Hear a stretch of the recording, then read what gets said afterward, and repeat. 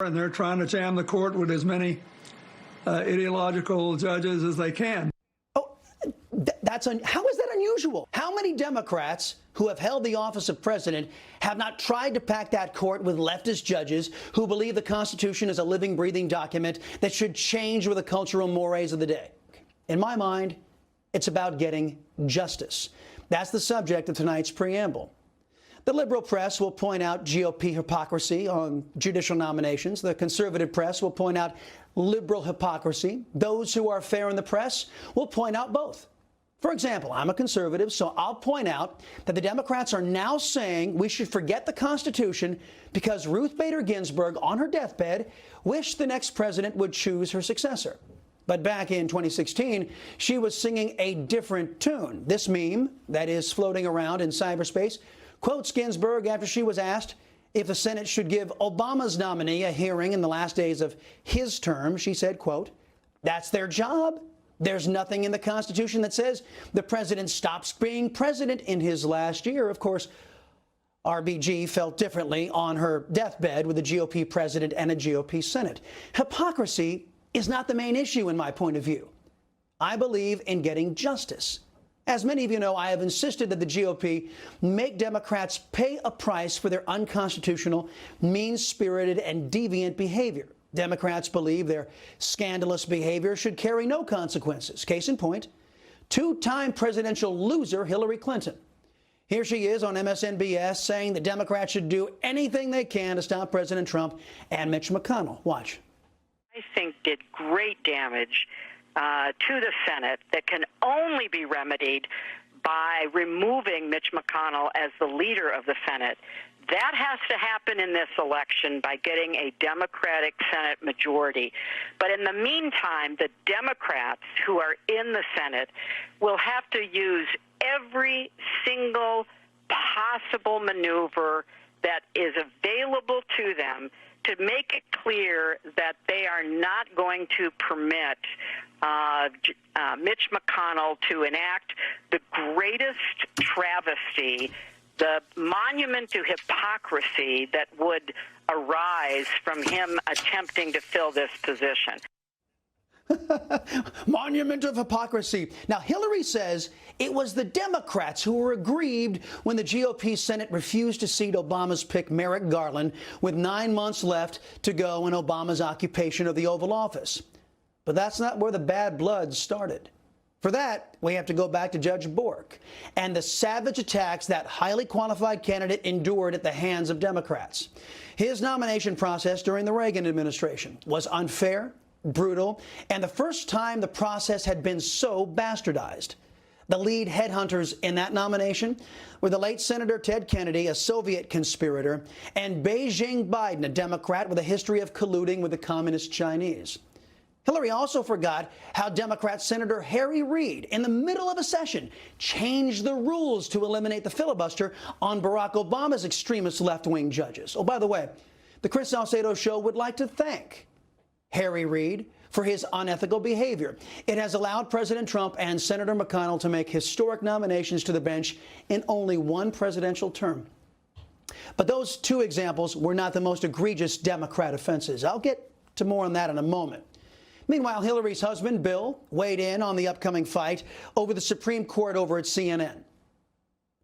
President Trump has vowed to nominate a woman this week to fill that slot on the Supreme Court. Senate Majority Leader Mitch McConnell has vowed to hold a vote. What's your reaction?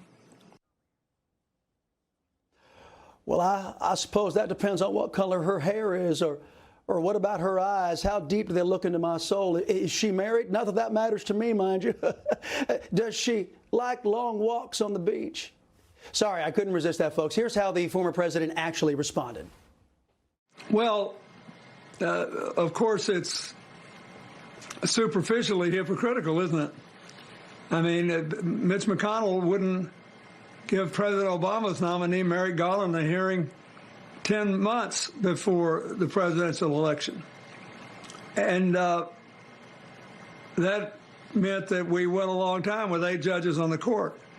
This is what they do. I think that, you know, both for the Senator McConnell and President Trump, their first value is power, and they're trying to jam the court with as many ideological judges as they can.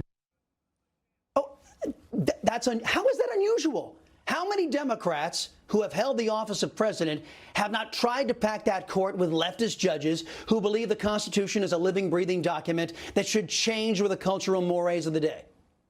What a silly argument he just made. In fact, Ruth Bader Ginsburg, one of the most ideological justices in American history, was Bill Clinton's gift to America.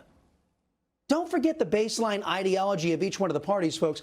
The GOP is supposed to be grounded in limited government and personal liberty. The Democrat Socialists, on the other hand, they believe in a tyrannical rule of a minority over the masses. Control over the high court has meant that they can impose their will on the people without having to win elections or persuade their opponents. Here are two Democrats, George Snuffleupagus of ABC News and Nancy Pelosi, discussing ways to stop President Trump and Mitch McConnell. Some have mentioned the possibility, if they try to push through a nominee in a lame duck session, that you and the House could move to impeach President Trump or Attorney General Barr as a way of stalling and preventing the Senate from acting on this nomination. Well, we have our options. We have arrows in our quiver that I'm not about to discuss right now. You heard that right, friends. Impeachment for following the Constitution. That's what Democrats are offering America in this election. They're also delivering fake news in an effort to drive hysteria in an already chaotic America. Here is Fox News Sunday's Chris Wallace making the false assertion about what the repeal of Roe versus Wade would mean. There are a lot of big issues at stake. You say, you're on the record as saying that Roe v. Wade should go. Do you hope and do you expect that if a Trump nominee is confirmed, that she will vote to end a woman's right to choose? Okay, first notice how he dresses up the killing of children in the womb, adopting the liberals' verbiage of right to choose. A real journalist would have said abortion and just called it at that. That's exactly what we're talking about. Also, Wallace has been around long enough to know that the repeal of Roe versus Wade would not outlaw abortion. The issue would simply be kicked back down to the states and to the people so they could debate and decide. In California, irresponsible people would be offing their children left and right, while in states like Texas, they wouldn't be. Why are George, Chris Wallace, Nancy, and Bill trying so hard to stop a constitutional act from President Trump and Mitch McConnell? Well, they want to deliver for their base. People like this woman who posted her reaction to Ginsburg's death on TikTok. Holy you guys! I'm driving in a car, but I just got a notification that Ruth Bader Ginsburg died! Could this year get any worse? Ruth, you just had to make it to 2021!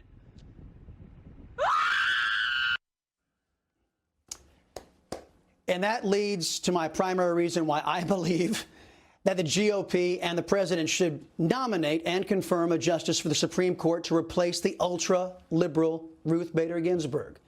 My reason is this: justice. The unhinged actions of the Democrats and their base that you just saw led to the savaging of a good man. His name was Brett Kavanaugh. The Democrats gave credence to specious and flimsily predicated accusations, not because they had any basis in truth, but because they were desperate to keep a liberal majority on the high court. In so doing, they tried to destroy an innocent man's life.